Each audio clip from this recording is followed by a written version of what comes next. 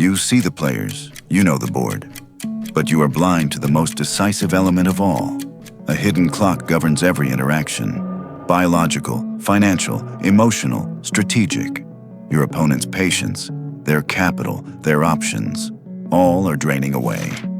To see the game, you must first see the timer. This is chronological leverage, the weaponization of time itself. Chronological leverage is the strategic advantage gained by accurately diagnosing and intentionally manipulating the time constraints of all parties in a conflict, including your own. It is the art of fighting not just in space, but in time. Most conflicts are framed as synchronous, two forces meeting at the same time, on the same field. The master reframes them as asynchronous. You identify that your opponent is fighting a sprint, while you have prepared for a marathon, or vice versa. Your first move is always to audit the clocks. What is expiring for them? A quarterly target? Social capital? Public attention? Their own stamina? Your power multiplies when your actions align with the exhaustion of their critical resource. After 1945, the arena was global, and the players were the US and USSR. The Soviet strategy was often revolutionary, opportunistic, a series of sprints to expand. The American grand strategy, crafted by George Kennan, was not to win a direct fight, but to manipulate the timer. Kennan diagnosed that the Soviet system had fatal, inherent flaws. Its command economy was inefficient, a clock on productivity. Its empire of satellite states was unsustainable, a clock on political control. Its ideology was rigid, a clock on adaptability. Containment was not a wall, it was a chronological strategy. Every act, rebuilding Europe, the arms race, supporting Afghanistan rebels, served one purpose: to increase the metabolic rate of the Soviet system while providing no relief. To make it run its exhausting sprint indefinitely against an opponent pacing for a marathon. The US did not win a war. It waited. It pressured.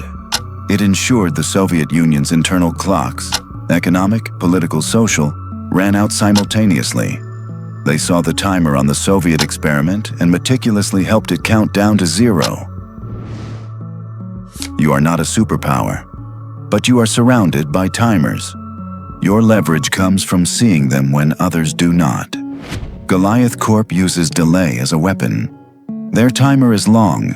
Bureaucracy is built to outweight you. The amateur panics, lowers their rate, and begs for a decision. The master performs a timer audit. David does not plead. He calibrates. In the next meeting, he says, "I understand your process. My own project calendar is filling up for the next quarter, and my commitment window for new clients closes in 10 days to ensure quality. Let's align on a path forward by then, so we don't jeopardize the Q4 launch timeline." He has not made a threat. He has synchronized his artificial deadline with their real, hidden one. He exposed their timer and placed his own next to it. The leverage shifts instantly. Remember, you haven't created a new deadline. You've revealed their existing one and placed yours beside it. Now their urgency becomes your leverage.